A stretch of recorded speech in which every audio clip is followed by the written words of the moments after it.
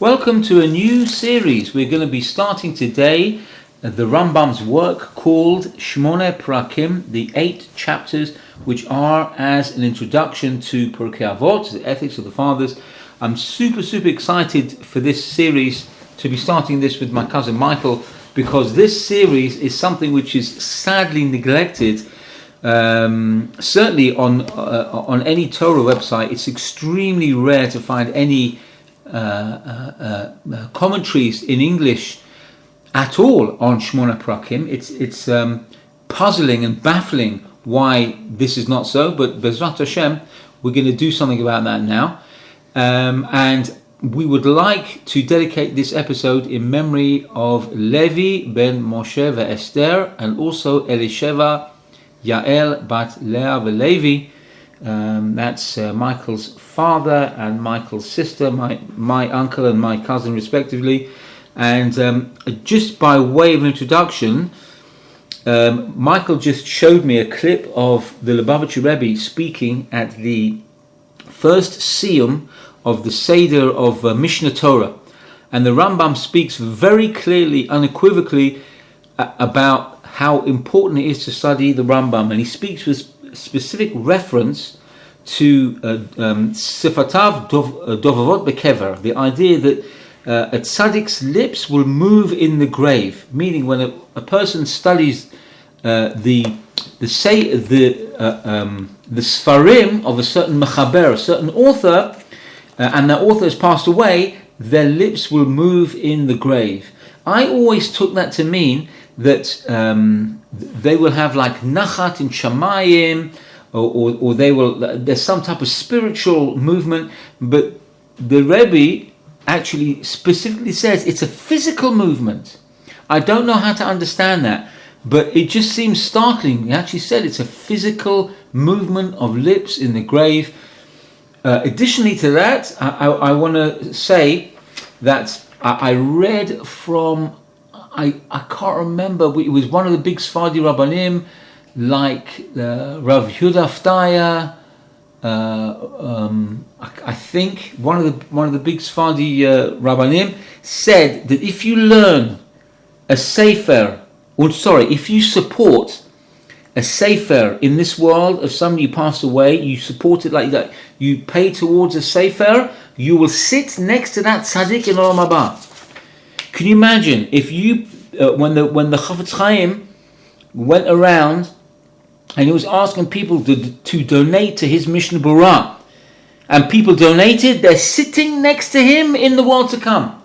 So I don't know if we can't pay money towards the Shemonah Perakim, but we're certainly supporting this effort. This is Michael's initiative. We're certainly supporting this effort, which is very rare, as we said. So we're hoping after 120 years, I don't know if we'll be sitting next to the Rambam, but whatever we can do to support this work in this world, we will do. Michael's gone to tremendous efforts, and without any further ado, I'm going to hand you over to Michael. B'chavod. Thank you, Rabbi Mashiach.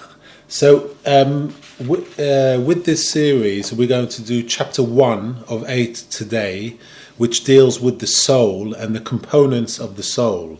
But I'd like to give a brief description of what Shemonah Perakim, also the meaning behind it, why it was written. So the Shemonah Perakim in Rambam's system comes under the heading of ethics, and it was a kind of branch of practical philosophy. This introduction to Pirkei Avot is divided into 8 chapters, from which the name is derived. This division goes back to Rambam himself, who in his short introduction to the Perakim, which I'm going to also give an introduction to, and Rambam's introduction to these Shemonah Perakim, says, and he quotes that they are 8 chapters. This is where the title comes from. The Arabic equivalent is Tamaniyat Fusul, which the translator Wolf uses as a title for his edition of the Arabic text. It seems, however, that neither of these titles originated with Rambam, because in Guide to the Perplexed, chapter 35, in referring to Perakim, he calls them the preface to Avot. That was Rambam's name, but that never stuck. Whether Ibn Tibbon, who was the translator, a highly skilled translator, when he used the title Shemonah Perakim, I think he was the one that it was that kind of gave it its title. The simplicity of the title has fortunately been the cause of avoiding confusion as to its exact meaning, which is not the case with the title Guide to the Perplexed. And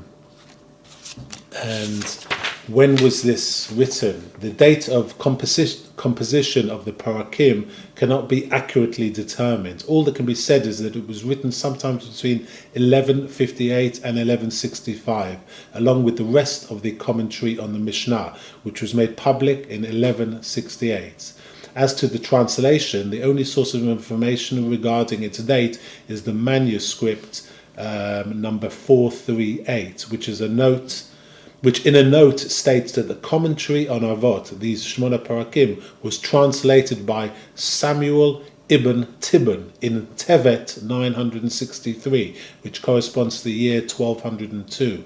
Although written originally as an introduction to the commentary on the Pirkei Avot, for the purpose of explaining in advance problems that Rambam brings up in the course of his commentary, the Perakim form in themselves a complete system of psychology and ethics, so much so that Rosin, who I guess was a commentator on Rambam, in his writing on this phase in Maimonides' activity, uses them as a basis of his discussion in the first half of his book Ethic, in which he takes up Maimonides' general ethics. They do not, however, form an exhaustive treatment of this subject, as Rambam himself states, but with a reference here and there to some other of his works may be easily made to do so. The Mishnah commentary as a whole was written for those who were unable or not disposed to study the Talmud, and for those who were, to facilitate its study. Its philosophical and psychological parts were intended for those who, though they had a knowledge of the Talmud, were unacquainted with philosophical problems, or were unable to harmonize them with Jewish thoughts. The Shemonah Perakim, consequently, being intended for readers not necessarily versed in philosophy, and some not being deep students of the Talmud, avoid all intricate philosophical and Talmudical discussions. For students versed both in the Talmud and in philosophy, Rambam wrote his Moreh Nevuchim, the Guide for the Perplexed, the object of which was to bring into harmony Talmudical Judaism and peripatetic philosophy as developed amongst the Arabs. Thus, the Mishnah commentary, in which the rabbinical and philosophical elements are successfully harmonized and blended, leads the way to Rambam's masterpiece, the Guide for the Perplexed. The Shemonah Perakim, then, may be looked upon as an introduction to Maimonidean philosophy, and may be profitably studied by the student before he attacks the problems contained in the Guide for the Perplexed. They may be briefly described as a treatise on the soul, its characteristics and powers, and their employment towards the goal of moral perfection. Today we are going to discuss chapter 1, which is psychological in character.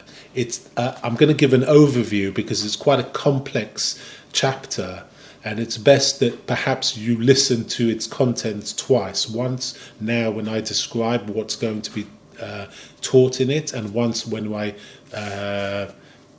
we go through it word for word as Rambam wrote it. So chapter 1 is psychological in character. It deals with moral life, the sources of which reside in the soul, the nefesh, and its powers, the kachot.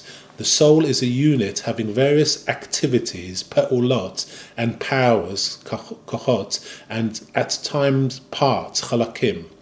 Medical authors speak, however, of many souls, as, for instance, Hippocrates, who says there are 3 souls, the physical, tabi'it, the vital, chayunit, and the psychical, nafshit.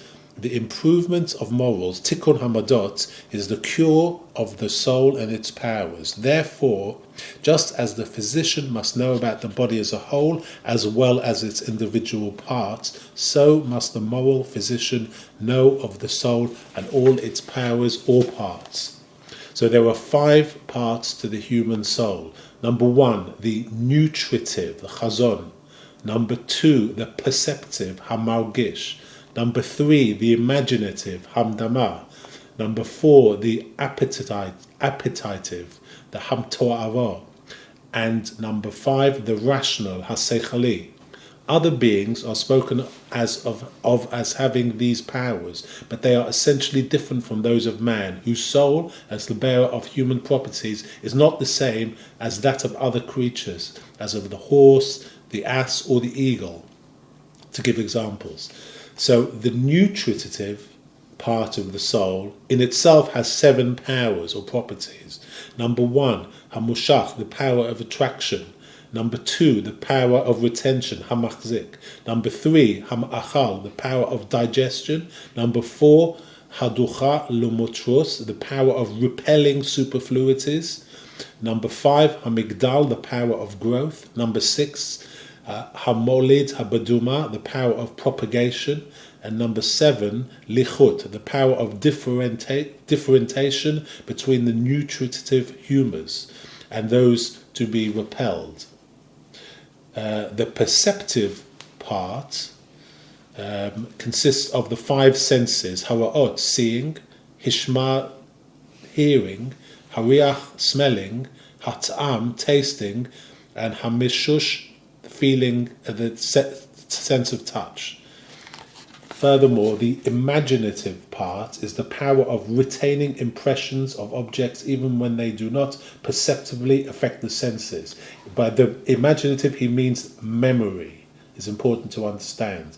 This part deals with memory and of combining them in different ways, so that the imagination constructs out of originally real things those that never have nor can exist.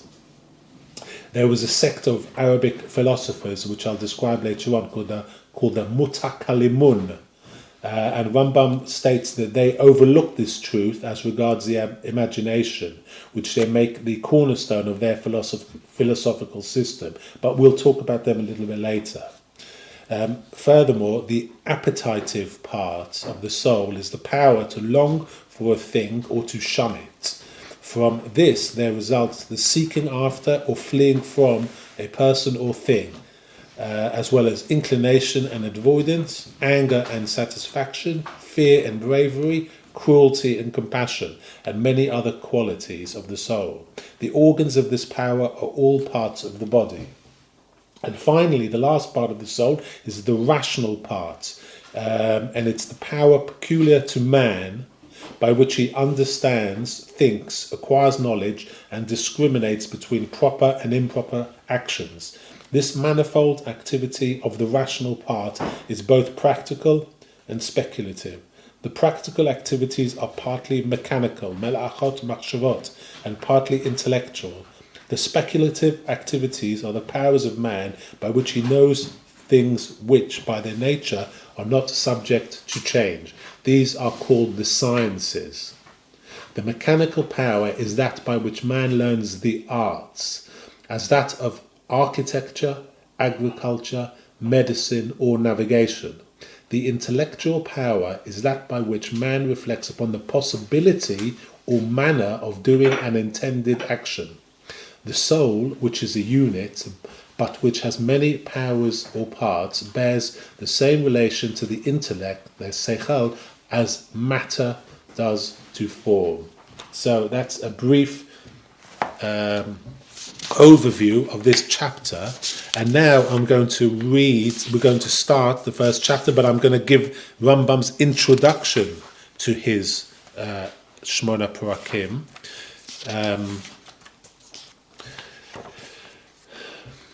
But I'm going to read this in English rather, because it's just an introduction, just to speed it up a little bit. So Rambam starts. We have already explained in the introduction to this work, i.e. the commentary on the Mishnah, the reason the author of the Mishnah had for putting this treatise, the Pirkei Avot, in this order of, I think it's in Nezikin.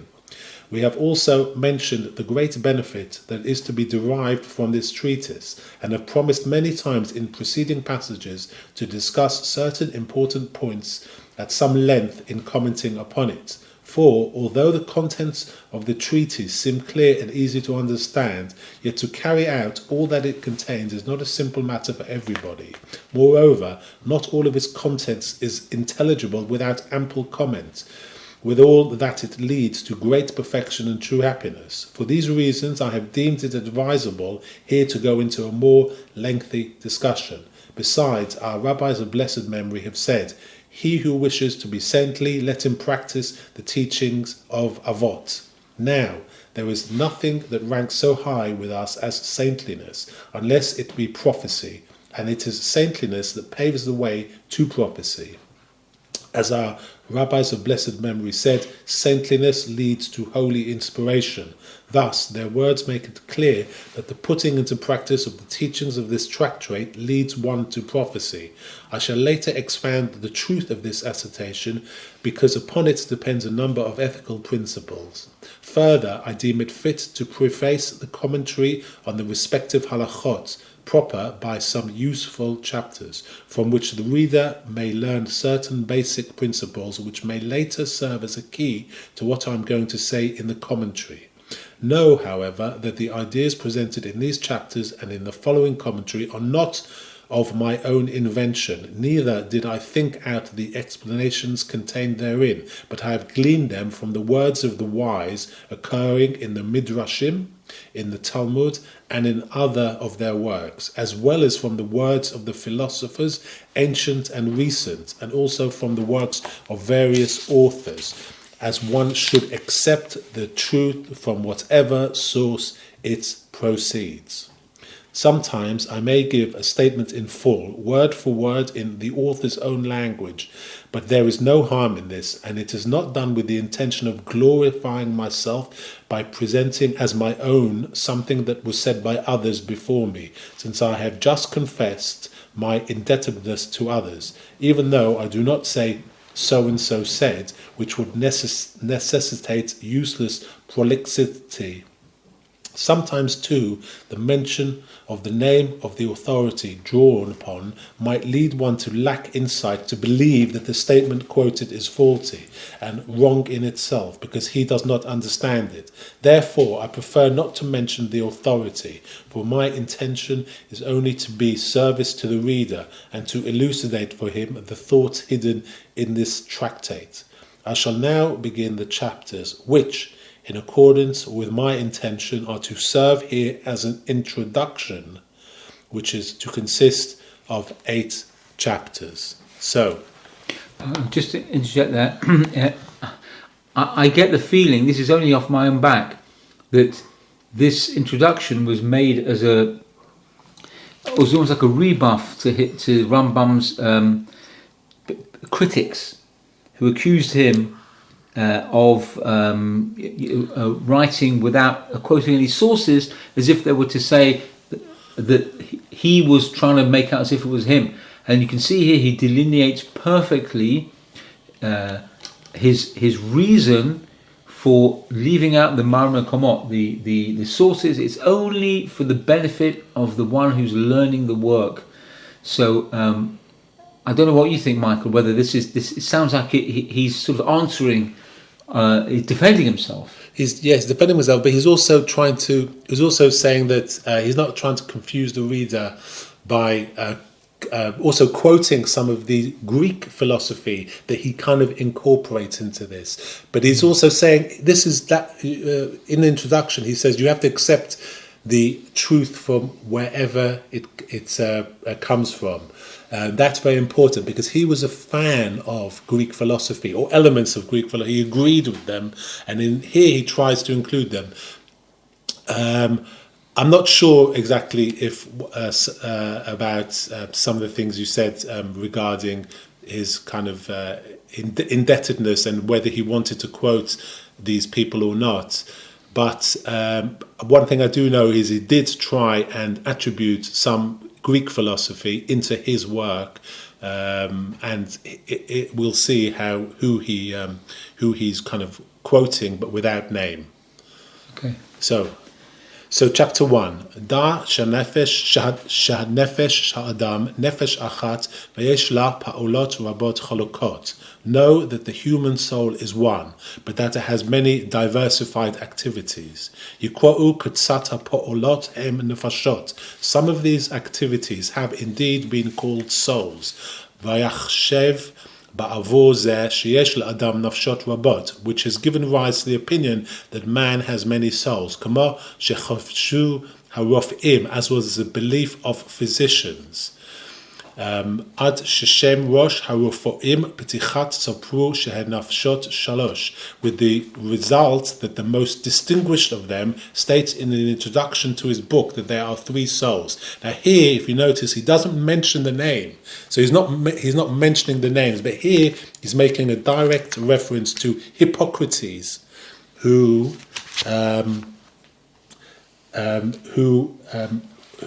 basically was the creator of some medical science at the time.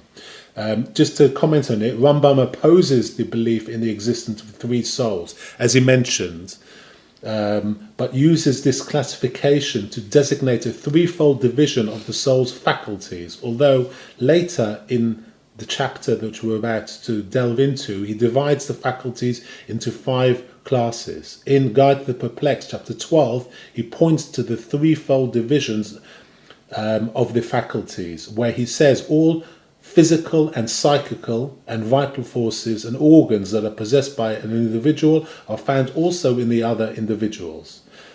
Bahya,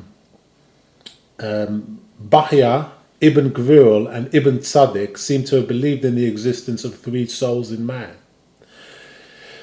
So basically, Avraham ibn Davud in Amunah Rama also opposed the belief of the physicians, namely Hippocrates, supporting the Aristotelian view of the unity of the soul, as did Rambam. So Rambam continues, Tabi'it v'chiyonit v'nafshi'it, the physical, the vital, and the cyclical. This is the 3 elements of the soul that were described by Hippocrates and other physicians of the time.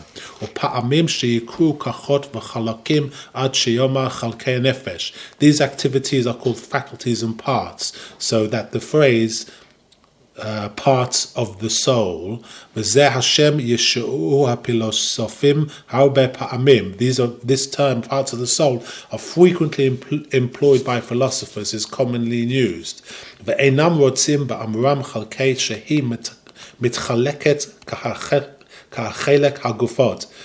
the words parts, however, they do not intend to imply that the soul is divided into parts as our bodies. Avalhem monim polisia of hacholokot shehem lichlal hanefesh kechalkim lechol hamechuva mitchalakim hahem. But they merely enumerate the different activities of the soul as being part of a whole, the union of which makes up the soul. So Rambam is making it clear that the soul is one unit, not 3 separate segments that are kind of joined together, but not as one. So halacha 2. But before I continue there, I'd like to point out that there were Greek philosophers at the time that were, as an analogy for the soul, described it as a man riding a chariot with 2 horses. So the 2 horses were separate and had their own volition. In other words, there were emotions and physical urges that could not be fully controlled. They were not fully under the control of the individual. But Rambam is saying, no, it's one unit. You are one unit. In other words, don't say that the horse led me that way. My urges led me that way. You are in control of your urges. Your soul is one, and you are in control of that one unit. So halacha base. ואתה יודע שתיקון המדות הוא רפואת הנפש וחכותיה. You know that the improvement of the moral qualities is brought about by the healing of the soul and its activities. So I just want to comment on that.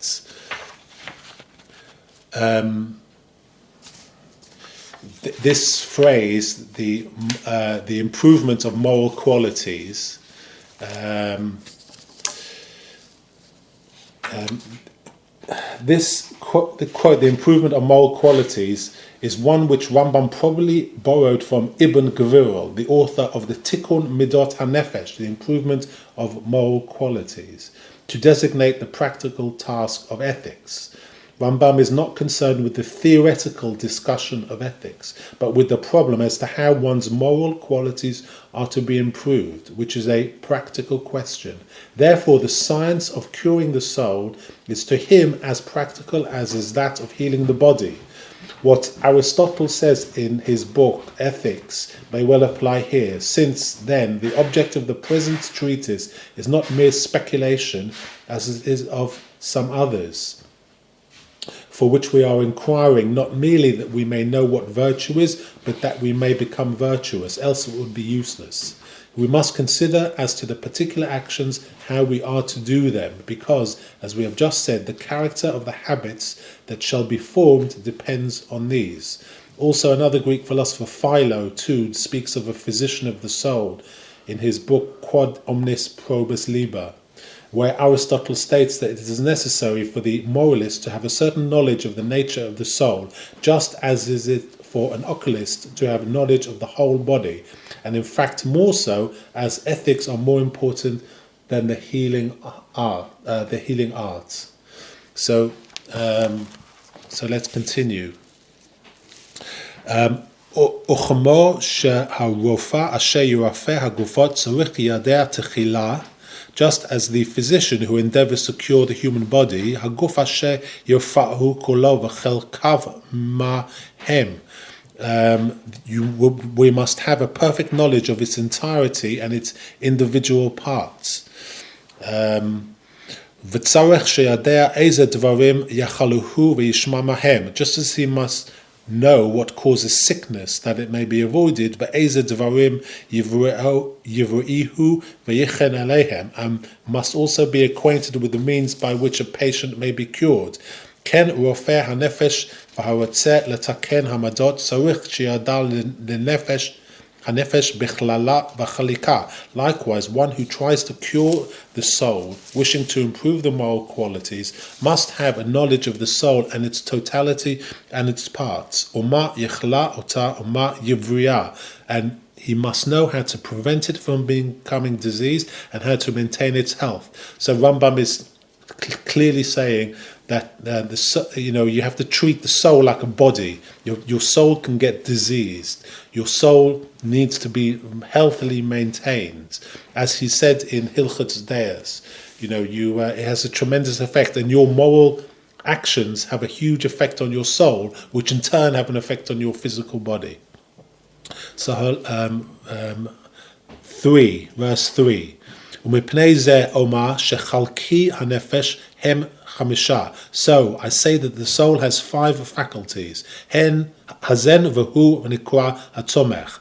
The nutritive, also known as the growing faculty, והמרגיש, the sensitive, והמדמה, the imaginative, והשמתארו, and the appetitive, והשכלי, and the rational. So he's describing ascending levels of the soul, starting with the basic desire to eat and sustain and digest, which is the nutritive, which is the growing faculty, moving up to the senses, the 5 senses, the imaginative, which is the mind memory, and then the appetitive, which is, we'll see soon, is the interface with the world, is how your body moves, how your arm stretches out to do something, or how the mind develops bravery in order to accomplish something.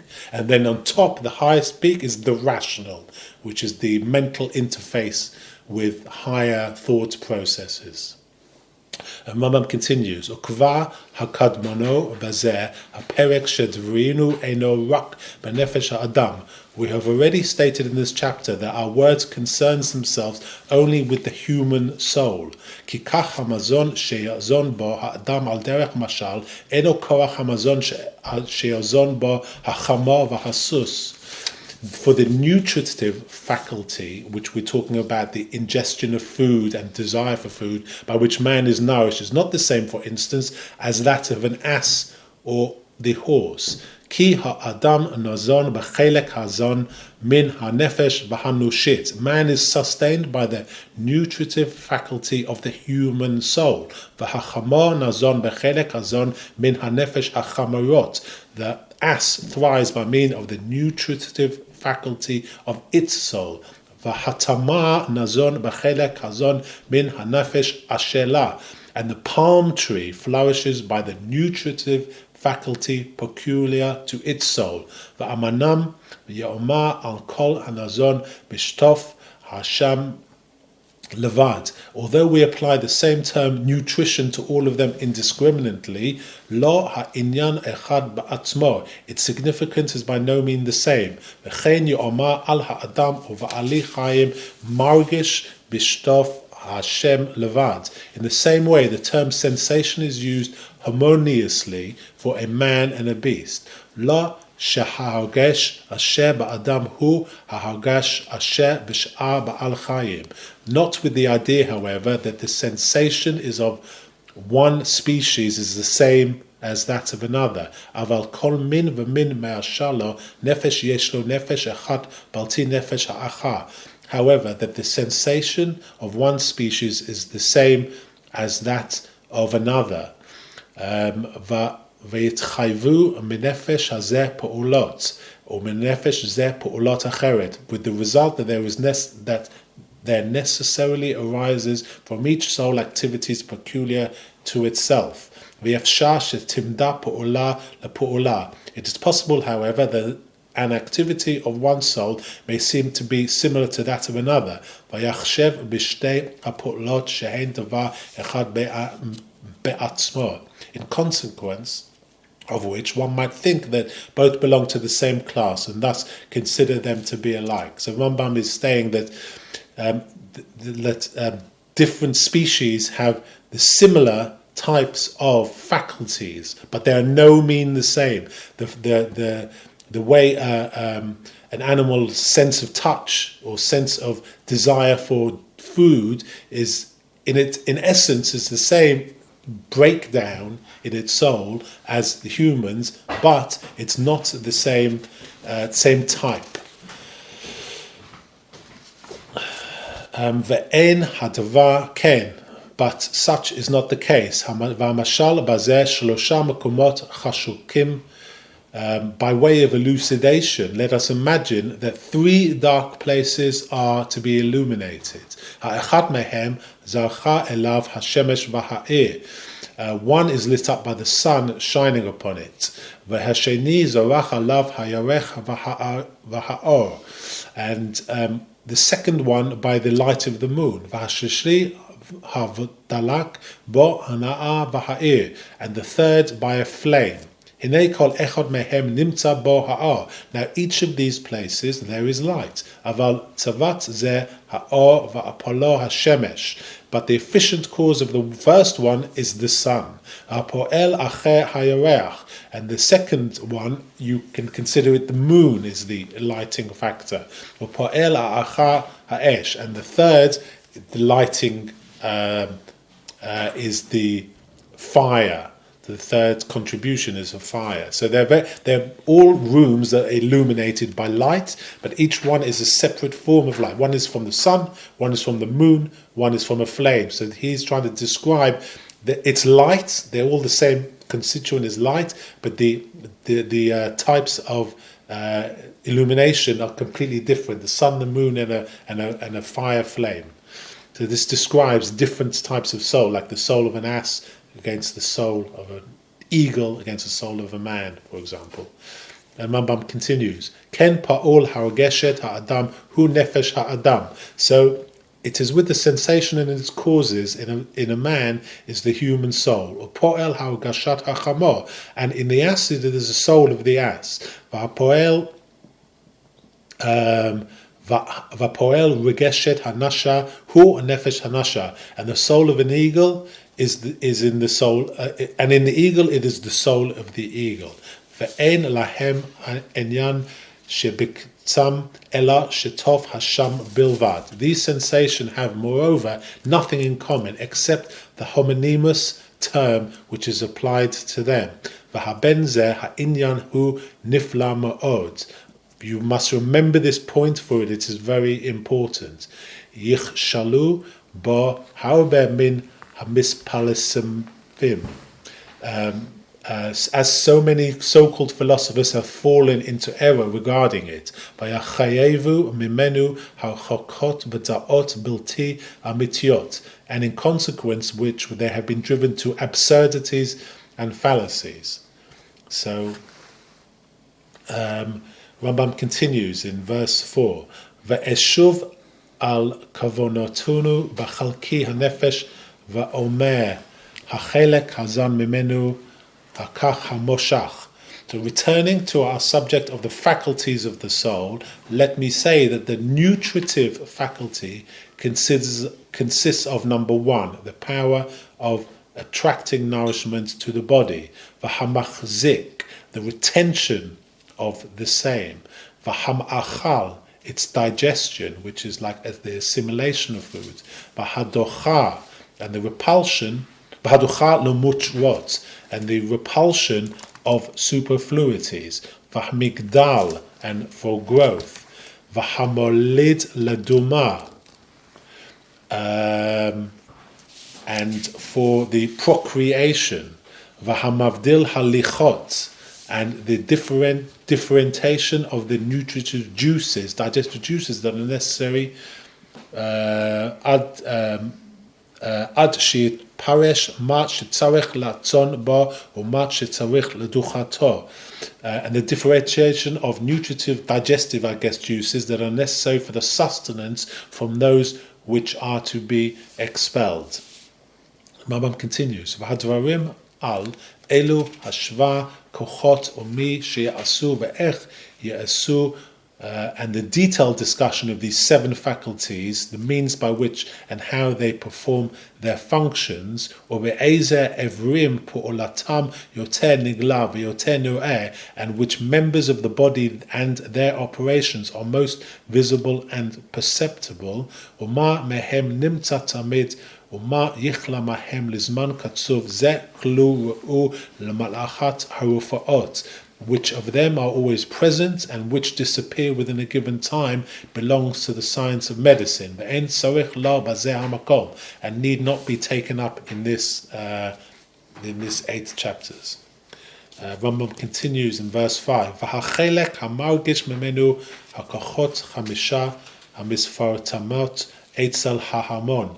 The faculty of sensation, which we call these 5 senses, consists of the 5 well-known senses: ha'ot, seeing; ha'shama, hearing; ha'ta'am, tasting; ha'riach, smelling; ha'mashush, and feeling. V'hu nimtza b'chol shetach ha'guf.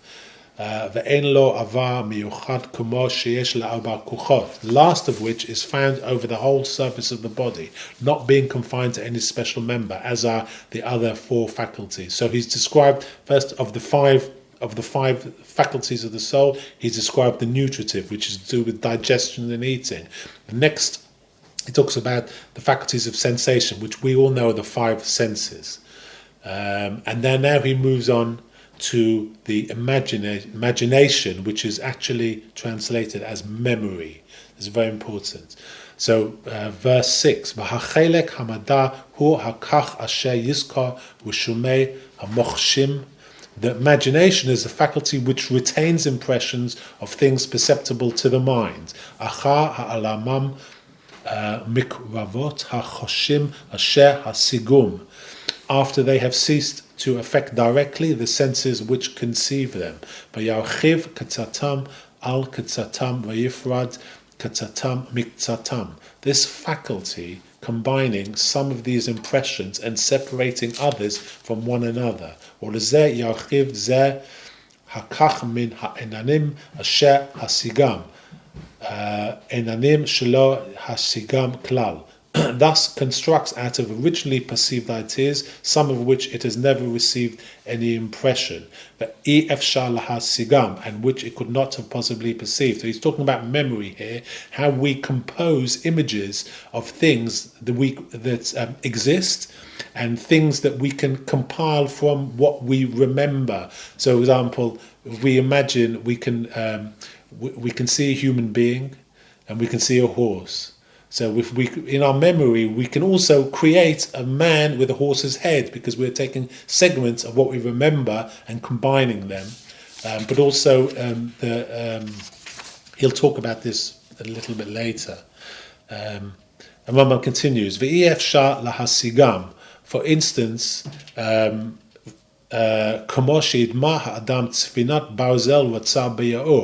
instance, one may imagine an iron ship floating in the air.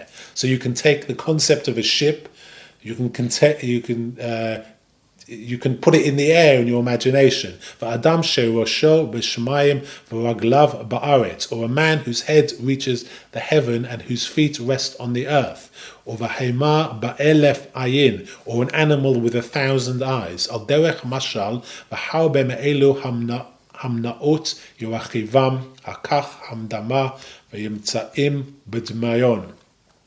And many other similar impossibilities which the imagination may construct and endow with an existence that is fanciful. So he's saying, in your imagination or your memory, just from experiencing things and looking at things and memorizing what they are, you are able to obviously remember them, recall them, but you are also able to use that facility to mix and match what you remember. But some, their existence may be fanciful. And why does he say this? He continues now in verse 7. Ovachan ta'ov hamdvarim ha'ta'ot hamguna hagadol asher bano alav panot chatosam b'chalokot hamchayov ha'efsha v'hemna'a. In this regard, the mutakelimun, who I'll describe in a second, have fallen into grievous and pernicious error, as a result of which their false theories form the cornerstone of a sophistical system which divides things into the necessary, the possible, and the impossible. So the Rambam here is singling out a certain sect of Arab philosophers, which I will describe now. They had a belief system that had the one idea of anything you can imagine means that it must exist, which Rambam thought was ridiculous. And I'm going to just give you a brief description. The Mutakalimun, who is quoted a lot in, if you read the Guide for the Perplexed, you'll notice this sect being basically, there's a few chapters which denigrate their beliefs. So the Mutakalim were a sect of dogmatic or religious philosophers who tried to harmonize Mohammedan theology with Aristotelian philosophy, starting with their word of God as contained in the Quran. They endeavored to reconcile revelation with philosophy.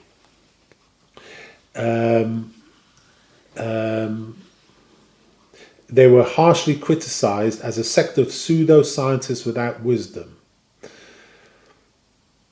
T.J. de Boer, who was, I guess, a commentator on ancient philosophy, says of their system of philosophy, an assertion expressed in logical or dialectic fashion, whether verbal or written, was called by the Arabs generally, but more particularly in religious teachings, kalam, and those who advanced such assertions were called mutakalimun. The name was transferred from the individual assertion to the entire system, and it covered also the introductory, elementary observations on method and so on. So that's who these mutakalimun, who are mentioned very consistently in Guide for the Perplexed. So Rambam continues, Shehem chovshu, so these mutakalim believe, U haviu b'nei adam lechashov, and have led others to believe, Kikol medumar efshar, that all creations of the imagination are possible. V'lo yoda'u shezeh hakach yachiv ananim shemitzotam nimna, kamo shezochunu. And not having in mind, as we have stated, that this faculty may attribute existence to that which cannot possibly exist. So they were slated basically for saying that if you can imagine it, it must exist. Rambam thought this was ridiculous. So, moving on to verse 8. V'hachelek v'hamat'or hu hakach asher bo yishtokek ha'adam lidvar echad or yimothu. Now we're moving on to the appetitive. It's a faculty by which man desires or loathes a thing. Umazeh hakach yavo min ha'po'olot bikshat hadavar v'havricha mimenu, and from which they arise the following activities: the pursuit of an object or flight from it, of chirat davar echad v'hitzrachak mimenu, or the inclination and avoidance, v'hakas v'haratzon, or anger and affection, or fachad v'hagvora, a fear and courage, v'hachzirot v'harchamanot, and cruelty and compassion. V'hava v'hasan'a, love and hate, v'harbe me'elu hamikraim hanifsha'im, and many other psychic qualities. V'ochli elu hakachot kol ovrei haguf, all parts of the body are subservient to these activities. Kakorach hayed al lakichat hadvar ve'al nig'atu, as the ability of the hand to grasp. V'kach haragel al halicha, that of the foot to walk. Or kach ha'ayin al haraot, and that of the eye to see. From v'kach halev litzgaveh or liu'ah, and that of the heart to make one bold or timid. V'chen sha'a avrei haguf hanarim v'hisnarim hem v'hachotahem klim lazeh hakach v'hamata'arah. Similarly, the other members of the body, whether external or internal, are instruments of the appetitive faculty. So what I gather from here, the appetitive faculty is basically the human interface with the world, how you react to things mentally and physically, to flee or to stay or go, basically, to be also. If you want to make an action, like you want to put your hand towards something, pick something up, this is part of that faculty. This is also, it deals with the emotional side of things, with fear and cowardice and bravery. So it's your interface, it's your emotional interface with the world and your physical interface of your body with the world. And now we move on to the highest element of these 5 faculties of the soul, which is the reason. It's kind of the mental intelligence of the human being. V'hachelek hasechali hu hakach nimtza li'adam asher bo yachsil uvo yihiyeh hashetchalot. Reason, that faculty peculiar to man, enables him to understand and reflect. Uvo yikneh hachachamot, and to acquire knowledge of the sciences. Uvo yavdil ben hamguna v'hanaa min hapo'olot, and to discriminate between proper and improper actions. Ve'elu hapo'olot mehen me'aseh, its functions are partly practical, or mehen avoni, and partly speculative, or ma'asai mimenu mala'achat machshavot or memenu machshavi, and the practical being in turn either mechanical or intellectual. V'ha'oni hu asher bo yodea ha'adam hanimtzaot she'enam mishtanut al ma shehen la'alav. By means of the speculative power, man knows things as they really are, and which by their nature are not subject to change. These are called the sciences in general. או המלאכת מחשבות הוא הכך אשר בו ילמד המלאכות. The mechanical power is that by which the arts כנגרעות, such as architecture, ועבודת האדמה, agriculture, והרפואות, and medicine, והמלאכות, and navigation are acquired. So these are the various faculties that reason has. It's split up into various sides. והמחשבי הוא הכך אשר בו יסתכל בדבר אשר יוצא לעשותו, בעץ אשר יוצא לעשותו. The intellectual power is that by which one, when he intends to do an act, reflects upon what he has premeditated. אם אפשר לעשותו אם לא, ואם אפשר איך צריך שיעשה. And if he reflects that it is what is premeditated, he considers the possibility of performing it. And if he does think it's possible, decides how it should be done. So this is the mental faculty that takes everything that it's learned from its lower levels of the soul, and if it wants to, can act upon thought and reason and either develop its scientific side or develop the sort of the other side, which is how to use what it's learned in relation to science. And Rambam continues, זה שיעור מה שצריך שנזכר מעניין הנפש הנה. This is all we have deemed it necessary to say about in this regard concerning the soul. I know it's quite complicated, but he doesn't expand too much upon this, and there's not that much commentary regarding this. So if this is quite complicated, it is because it is quite complicated. I apologize, I can't comment too much on this, but even he says it's this is all he needs to talk about regarding the soul.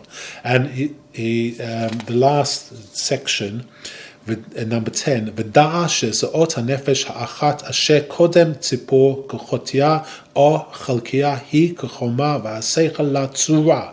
Know, however, that the soul, whose faculties and parts we have described above or before, and which is a unit, may be compared to matter in that it likewise has a form which is reason. So, שלא תגיע לה הצורה, יהיה מציאות ההקנה בה לקבל הצורה ההיא לבטלה. In the form, which is reason, it does not communicate its impression to the soul, then the disposition existing in the soul to receive that form is of no avail. וכאילו הוא מציאות העבל, והוא אמרו גם בלא דעת נפש לא טוב, and exists to no purpose, as Solomon says in Proverbs 19:2. Also in the want of knowledge, in the soul there is nothing good.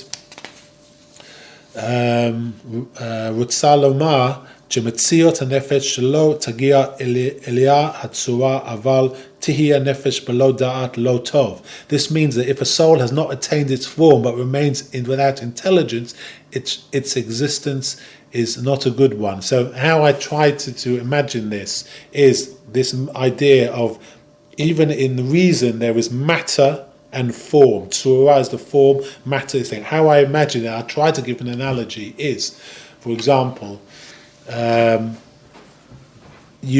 matter is, for example, the base elements that form, let's say, we'll give a practical example, a table. Let's say you go to IKEA or something, you buy yourself a flat pack table. Once you receive it in your home, it's on the floor. All it is matter. It's pieces of wood that are lumped on top of each other, in no way resembling a table.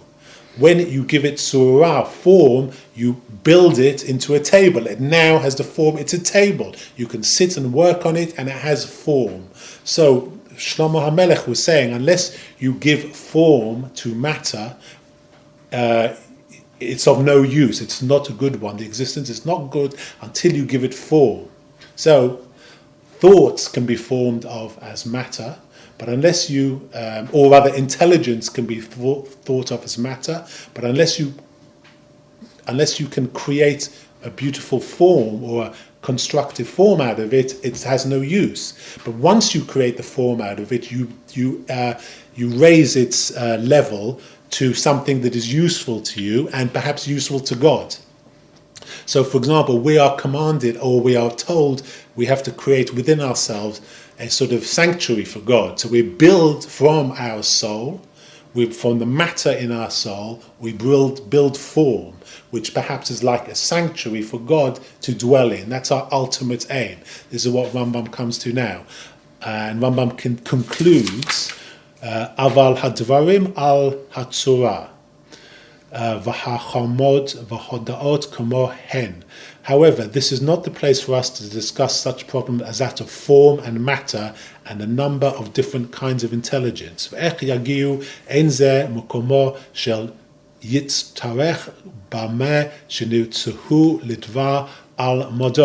their means of acquisition, nor is it necessary for what we have to say concerning the subject of ethics.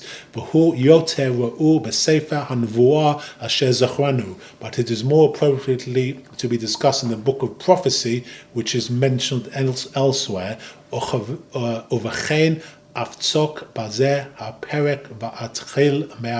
Now I conclude this chapter and begin the next. So this is where Rambam stops this chapter about the soul, but although it's very complicated and some of it is difficult to grasp, the ultimate idea is he gives the 5 building blocks of the soul, which from descending order ascend through from its desire for maintenance, nourishment, which is the nutritive. Next one up is the 5 senses, the soul of the 5 senses. The next one up is the soul of the memory.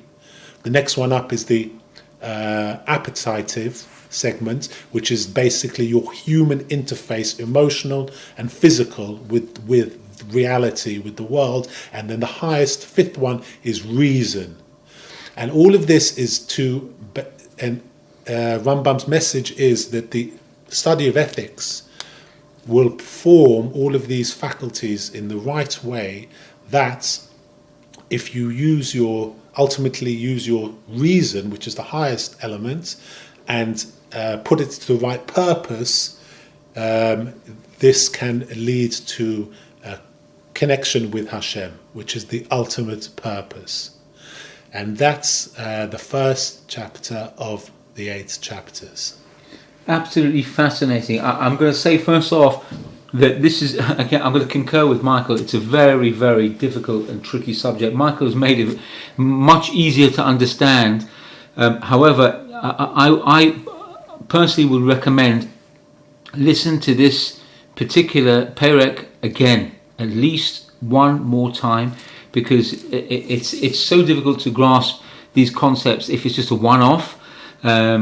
The Rambam has taken an incredibly complex topic, the topic of the halakim of the soul, and he's brought it down into so many different minute parts.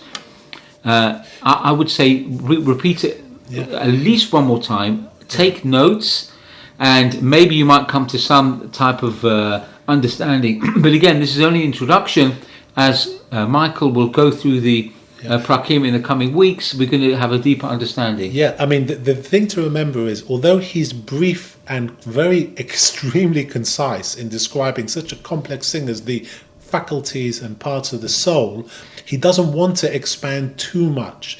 You'll see in the next few chapters that really his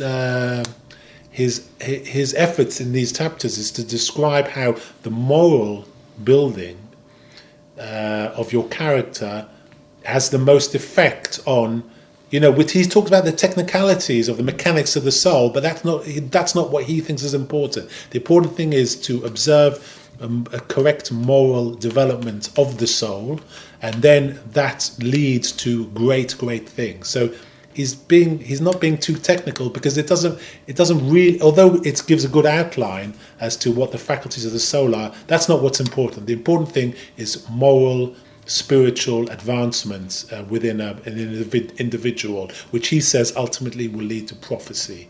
And we'll see how that happens starting in the next chapter. This first chapter was very technical and was very hard for me to understand.